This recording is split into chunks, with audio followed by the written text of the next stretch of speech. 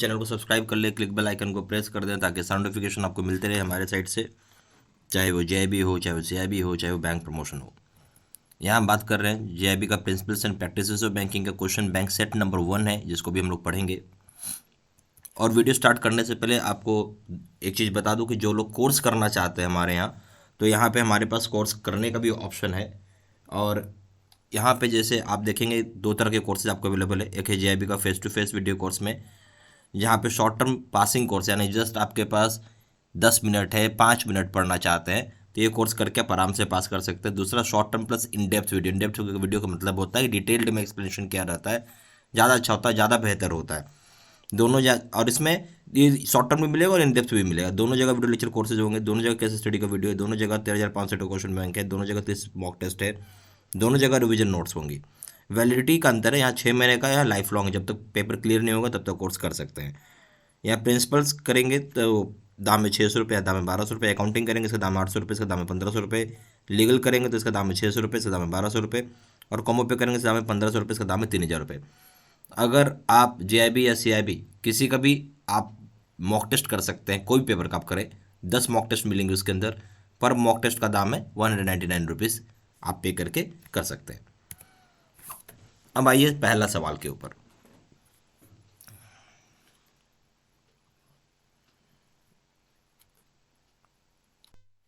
पहला सवाल देखिए बोलता है कि dash is a set of values, believes, goals, norms and ways of solving problems by the members of the organisation. ठीक है, बोलते हैं सेट ऑफ वैल्यूज होती है, बिलीव्स होती है, गोल्स होता है, नॉर्म्स होता है, तरीका होता है जिसके हेल्प से प्रॉब्लम को सॉल्व करते हैं जो मेंबर होती है ऑर्गेनाइजेशन में उसका। तो उससे पहला पॉइंट दिया हुआ है कि वो हो सकता है कॉर्पोरेट कल्चर हो सकता है ऑर्गेनाइजेशन कल्चर हो। ये पॉइंट है, पहला पॉइंट क्या है, कॉर्पोरेट कल्चर। दूसरा पॉइंट क्या है, ऑर्गेनाइजेशन कल्चर आपका।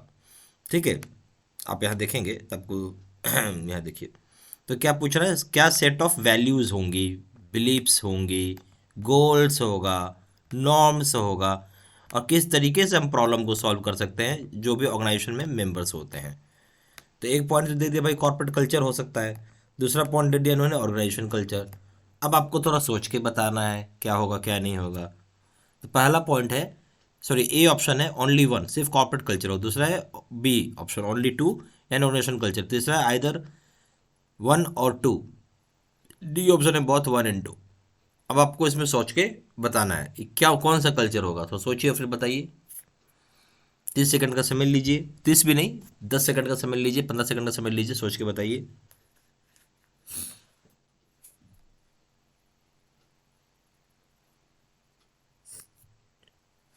ठीक है, तो इसका सही जवाब हो जाएगा, क्या हो जाएगा, ए, यानी कॉर्पोरेट कल्चर होगा। ठीक है, इसमें आप ये बोल सकते हैं कि बेसिकली क्या है, एक तरीके का कॉर्पोरेट कल्चर होता है जहाँ पे set of values, believes, goals, norms होती हैं और जिस तरीके से प्रॉब्लम को हम सॉल्व करते हैं।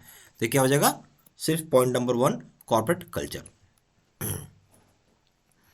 क्वेश्चन नंबर 2 में आइए, ethics in work places can be manage through use of. अब यहाँ समझिए क्या बोल रहा है, इथिक्स। इथिक्स को जो होती है वर्क प्लेसेस में, हम उसे बहुत आसानी से मैनेज कर सकते हैं, पर क्या चीज़ का यूज़ करेंगे तो मैनेज होगा।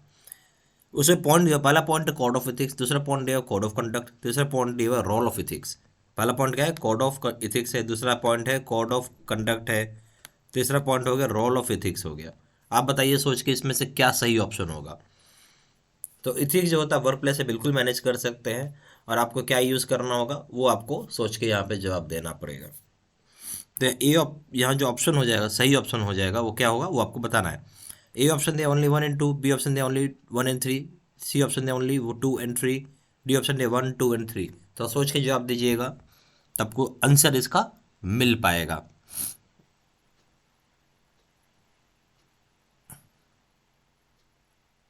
तो इसका जो सही जवाब हो जाएगा, देखिए जब भी अब जाते हैं इथिक्स की, जब हम बात करते हैं वर्क प्लेस में, उसको बिल्कुल मैनेज किया जा सकता है। तो आपको कोड ऑफ इथिक्स वहाँ पे काम करेगा, दूसरा कोड ऑफ कंडक्ट भी काम करेगा, और तीसरा काम करेगा रोल ऑफ इथिक्स। ये तीनों चीज़ की नीड होती है। तो सही ऑप्शन हो जाएगा डी। ठीक है, 1, 2 एंड 3। ठीक है, क्वेश्चन नंबर 3 में आइए, business ethics deals primarily with. अब बहुत बड़ा चीज़ है, बिजनेस की ethics, business ethics deals primarily with, किसके साथ डील करता है।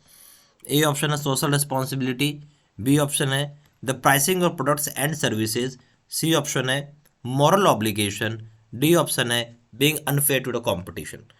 जब हम बात करने लगते हैं बिजनेस एथिक्स की, बिजनेस एथिक्स जब आप करिएगा, बिजनेस में भी कुछ एथिक्स होती है, तो ये ऑप्शन बोल रहा है सोशल रिस्पॉन्सिबिलिटी। सोशल रिस्पॉन्सिबिलिटी की कोई बात नहीं है, pricing of products and services का भी कोई रोल नहीं है। मॉरल ऑब्लिगेशन ये एक सही बात है, ठीक है, तो मॉरल ऑब्लिगेशन हो जाएगा। फिर दूसरा बात है being unfair to the competition, ये भी कोई रीजन नहीं, तो सही ऑप्शन क्या हो जाएगा इस केस में, सी हो जाएगा, मॉरल ऑब्लिगेशन। ठीक है, बिजनेस एथिक्स भी जो प्राइमरी डील करता है मॉरल ऑब्लिगेशन होती है इसमें।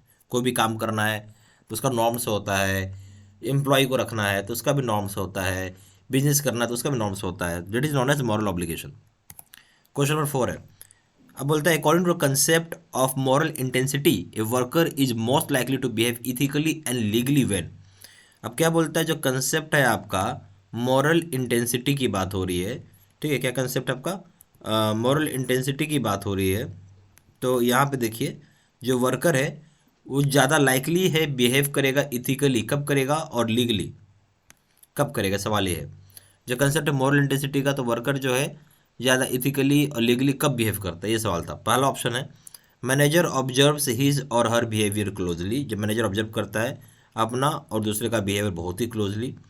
बी ऑप्शन है the worker has intense moral, अगर वर्कर के पास बहुत ही इंटेंस मॉरल होगा तो। C option the consequences of the act are minor, बहुत ही छोटा एक्ट है, छोटा माइनर एक्ट है, या एक्ट जो है बहुत ही छोटा है। Consequences of the act are substantial. देखिए जब कंसेप्ट हम बात कर रहे हैं यहाँ पे क्या शब्द है, मोरल इंटेंसिटी की आपने एक शब्द लगा दिया किसी भी वर्कर के लिए, और वर्कर को जरूरी है, बहुत ही जरूरी है, शब्द को ध्यान से सुनिए, कि वो लीग इथिकली भी काम करे और लीगली भी काम करे, यानी जो कानून का हिसाब होता है उसके हिसाब से चले।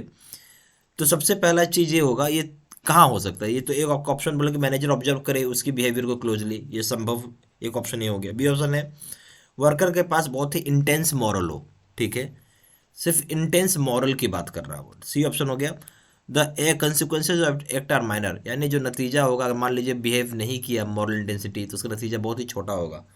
डी ऑप्शन है consequences of the act are substantial, यानी बहुत बड़ा होगा। देखिए कोई भी वर्कर है वो आपका जो भी ऑर्गेनाइजेशन का मॉरल इंटेंसिटी सेट किया हुआ है वो तभी काम करेगा परफेक्टली अगर उसमें बहुत ही इंटेंसिटी हो, क्या हो, इंटेंस हो, इंटेंसिटी हो, ठीक है। जब इंटेंसिटी अगर ज़्यादा होगी तो यानी उस एक्ट, कोई भी एक्ट होगा उसका सब्सटेंशियल परिणाम मिलेगा। कोई अगर गलत काम करिएगा या जो कंपनी बोल रही है उसके हिसाब से नहीं काम करिएगा तो आपका जो परिणाम है वो सब्सटेंशियल होगा, इसलिए हम इसको सब्सटेंशियल में बोलेंगे। डी ऑप्शन सही आंसर है। Question number 5, which one of the following is correct on whistle blowing. अगर हम शब्द बोल रहे हैं कि विसल ब्लोइंग पे कौन सी बातें सही हो जाएंगी, आपको ये जवाब देना होगा। तो पहला पॉइंट है whistle blowers are employees of an organisation that go beyond normal procedures and loyalty to their employer and report wrong doing in the interest of public good. बोलता है इसमें से कौन सी बात करेक्ट है, कौन सी बात सही है विसल ब्लोइंग के संबंध से। तो विसल ब्लोअर्स जो होते हैं एक तरह के एम्प्लॉयज़ होते हैं ऑर्गेनाइजेशन में, जो कि जो भी उनका नॉर्मल प्रोसीजर होता है उससे ज़्यादा दूर जाते हैं, यानी बियॉन्ड मतलब उससे ज़्यादा दूर जाते हैं और अपनी लॉयल्टी जो होती है एम्प्लॉयर के लिए दिखाते हैं, और जो भी कुछ गलत हो रहा हो, रॉन्ग डूइंग हो रहा हो, उस जो पब्लिक गुड में हो उसके इंटरेस्ट के ऊपर वो बात करते हैं, ठीक है। दूसरा पॉइंट है कि whistle blowers are employees that go beyond their duties and expectations in order to highlight wrong doing या wrong within the organization। तो अभी क्या बोलते हैं, विसल ब्लोअर्स एक तरह के एम्प्लॉयज़ होते हैं जो अपने बियॉन्ड जाते हैं अपने ड्यूटीज़ के, एक्सपेक्टेशंस के, और हाईलाइट करते हैं कुछ भी गलत होता है ऑर्गेनाइजेशन में। तो ये दो तरह का ऑप्शन आपको दिया हुआ है, अब आपको बताना इसमें से कौन सा बात सही होगा। ए ऑप्शन है only one, B option only two, C option either one or two, D option both 1 and 2। तो विसल ब्लोअर के बारे में क्या है, एक पहला पॉइंट बताया कि विसल ब्लोअर एक तरह का एम्प्लॉय होता है जो नॉर्मल प्रोसीजर के तहत काम करता है और उससे ज़्यादा जाता है नॉर्मल प्रोसीजर, और लॉयल्टी अपने एम्प्लॉयर के लिए दिखाता है, और कुछ भी गलत होगा पब्लिक इंटरेस्ट में बताता है। ये पहला पॉइंट हो गया। दूसरा पॉइंट क्या बोलता है, विसल ब्लोअर एक तरह के एम्प्लॉयज़ होते हैं जो अपनी ड्यूटीज और एक्सपेक्टेशन से ज़्यादा दूर जाके हाईलाइट करते हैं कि ऑर्गेनाइजेशन कहाँ गलत कर रहा है, ठीक है, क्या है, और हाईलाइट करते ऑर्गेनाइजेशन कहाँ गलत कर रहा है। तो ये यहाँ पे पब्लिक इंटरेस्ट के बारे में या ऑर्गेनाइजेशन के बारे में बता रहा है कहाँ हाईलाइट करता है। तो इस केस का सही ऑप्शन क्या हो जाएगा, ए। हमें ऑर्गेनाइजेशन के कहाँ गलत कर रहा है हमें उससे मतलब नहीं है, ठीक है, ये देखिए, ये विद इन द ऑर्गेनाइजेशन में कहाँ गलत हो रहा है, हमें उससे ज़्यादा मतलब नहीं है, हमें मतलब कहाँ है, हमें मतलब था कि पब्लिक की इंटरेस्ट के ऊपर कुछ दिक्कत ना आए। ठीक है, जो पब्लिक का इंटरेस्ट है उसके ऊपर दिक्कत ना आए, इसलिए यहाँ पे ए जो पहला पॉइंट है वो सही होगा। ठीक है, ए ऑप्शन आ जाएगा। Question number 6, which moral philosophy six the greatest good for the greatest number of people. अब बोलते हैं यहाँ कौन सा मॉरल फिलोसफी है जो ग्रेटेस्ट गुड की बात कर रहा है ग्रेटेस्ट नंबर ऑफ पीपल के लिए। ए ऑप्शन हो जाएगा कंसेक्वेंटलिज्म, बी ऑप्शन हो जाएगा यूटिलिटेरियनिज्म, सी ऑप्शन हो जाएगा ईगोइज्म, और डी ऑप्शन हो जाएगा इथिकल फॉर्मलिज्म। आपको बताना है इनमें से सबसे बड़ा मॉरल फिलोसफी किसके ऊपर है और कौन सा इसमें सबसे ज़्यादा है। तो ए ऑप्शन हो जाएगा consequentialism, B option utilitarianism, C option egoism, D option ethical formalism. तो इस केस की अगर आप बात करेंगे तो जो मॉरल फिलोसफी की बात कर रहे हैं वो यहाँ पे सही ऑप्शन हो जाएगा यूटिलिटेरियनिज्म। ठीक है, ये सबसे ज़्यादा जो नंबर ऑफ पीपल इसका गुड कर सकता है ना, जो ज़्यादा बढ़िया कर सकता है, यानी यहाँ बात हो रही है ऐसी मॉरल फिलोसफी की बात की जा रही है सब ज़्यादा लोगों के लिए ज़्यादा बढ़िया काम करे, तो यूटिलिटेरियनिज्म सही आंसर हो जाएगा बी। क्वेश्चन नंबर 7 है, codes of conduct and codes of ethics. यहाँ देखिए, codes of conduct and codes of ethics के बारे में पूछा जा रहा है। ये क्या है, ए ऑप्शन है are formal statements that describe what an organisation expects from it of its employees. ये क्या है, एक तरह का फॉर्मल स्टेटमेंट है जो कि डिस्क्राइब करता है कि ऑर्गेनाइजेशन क्या एक्सपेक्ट करता है अपने एम्प्लॉयज से। क्या एक तरह का फॉर्मल स्टेटमेंट है जो डिस्क्राइब करता है क्या ऑर्गेनाइजेशन चाहता है अपने एम्प्लॉय से। दूसरा ऑप्शन, दूसरा पॉइंट है या दूसरा ऑप्शन बोलिए कि ये जरूरी होता है कोड ऑफ कंडक्ट तब जब एक बार कंपनी लीगल ट्रबल में आ जाती है। तो कोड ऑफ कंडक्ट बहुत जरूरी होता है कहाँ पे, जब एक बार कंपनी लीगल ट्रबल में आ जाती है। ठीक है, सी ऑप्शन है डिजाइंड इस तरीके से क्या है कि टॉप एग्जीक्यूटिव्स और मैनेजर्स, ये डिजाइन किया किसके लिए, टॉप एग्जीक्यूटिव्स और मैनेजर्स के लिए, ना कि रेगुलर एम्प्लॉयज़ के लिए। डी ऑप्शन है रेयरली ये आपको इफेक्टिव कंपोनेंट होता है इथिक्स में और कंप्लायंस प्रोग्राम में। बोलते हैं बहुत रेयर ही होता है कि इफेक्टिव कंपोनेंट होगा इथिक्स में कंप्लायंस प्रोग्राम में। अब इसको थोड़ा समझिए ध्यान से तब बात बता पाएंगे। तो क्या समझे इसमें, तो जे केस में आप खुद ही आप हटा सकते हो। पहला बी पॉइंट बोलता है कि जरूरी है उस समय जब कंपनी लीगल ट्रबल में, ये भाई हमेशा जरूरी होता है कोड ऑफ कंडक्ट और कोड ऑफ एथिक्स, ऐसा नहीं कभी ट्रबल आएगा तो इस पॉइंट को आप कट करके हटा दीजिए। फिर बोलते हैं टॉप एग्जीक्यूटिव्स और मैनेजर्स के लिए डिप्लाई बनाया गया, ना कि रेगुलर एम्प्लॉयज़ के लिए, इसको भी आप हटा सकते हैं, कोई नीड नहीं है। Rarely become an effective component of ethics and compliance programme, ये भी रेयरली बोल रहा है भाई, हमेशा इफेक्टिव है, तो इसको भी आप हटा सकते हैं। ठीक है, शब्द से पकड़िए आप, यहाँ क्या है रेयरली बोला, रेयरली कैसे भाई, हमेशा इफेक्टिव है ये तो इसमें यही ऑप्शन सबसे अच्छा है कि एक तरह का फॉर्मल स्टेटमेंट है जो कि डिस्क्राइब करता है ऑर्गेनाइजेशन क्या एक्सपेक्ट करता है अपने एम्प्लॉय से। ठीक है,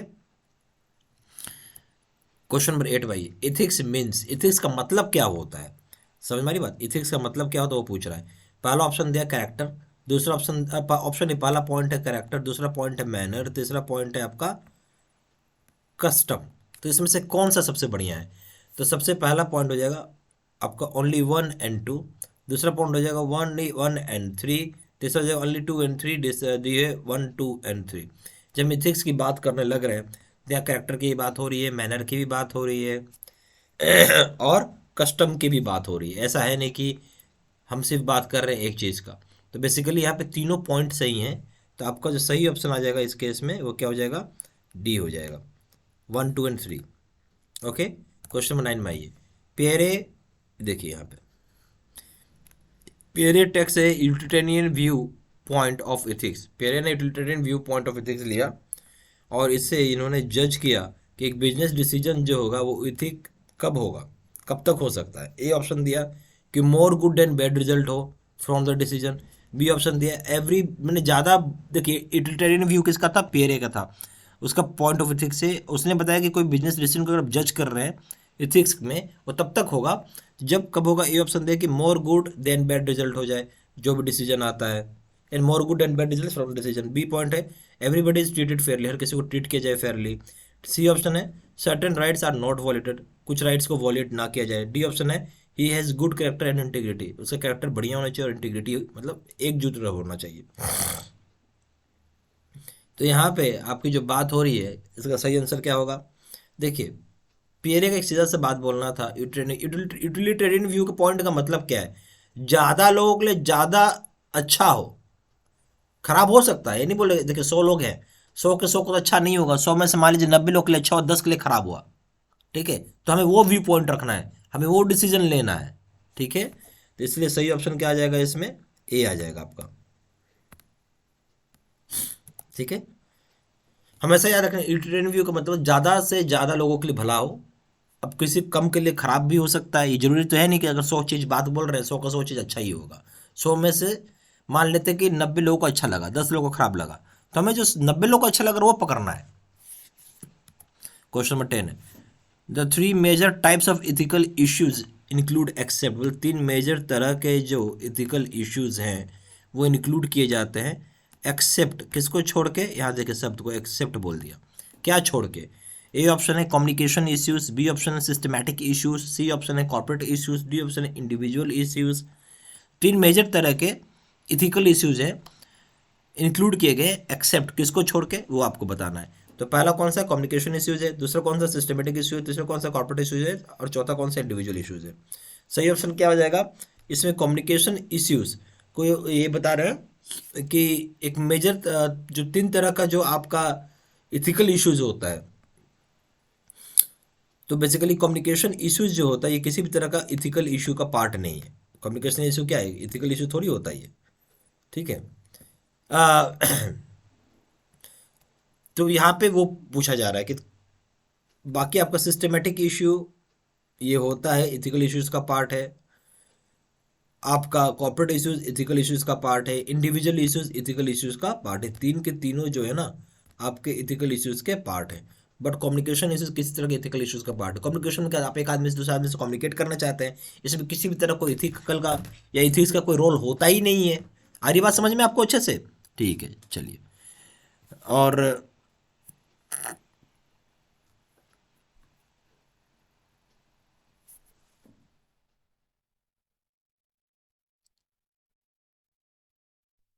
और जो लोग यहाँ पे कोर्स करना चाहते हैं वो कोर्स भी कर सकते हैं।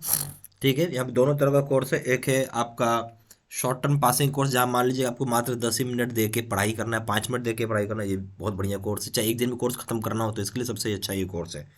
और एक दूसरा short term plus in depth. In depth का मतलब डिटेल्ड वीडियोज़ होती हैं, ज़्यादा एक्सप्लेनेशंस होती हैं और ज़्यादा बढ़िया भी होता है। तो यहाँ शॉर्ट टर्म भी मिलेगा और इन डेप्थ भी मिलेगा। दोनों जगह वीडियो लेक्चर कोर्सेज होते हैं, दोनों जगह केस स्टडी का वीडियो है, दोनों जगह 13,500 का मॉक टेस्ट है, दोनों जगह 30 मॉक टेस्ट है, और दोनों जगह रिविजन नोट्स है।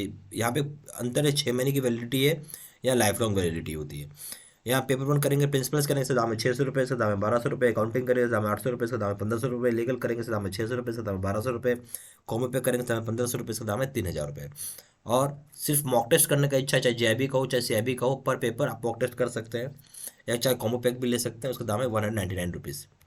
जहाँ जानकारी के लिए फ़ोन भी कर सकते हैं। फ़ोन नंबर हो गया 4x9685127, दूसरा नंबर है 7827546946। और वेबसाइट में भी जाकर डायरेक्टली ऑनलाइन ऑर्डर प्लेस कर सकते हैं। वेबसाइट हो जाएगा www.jibstudymaterial.com। ईमेल आईडी हो जाएगा seedsina123@gmail.com।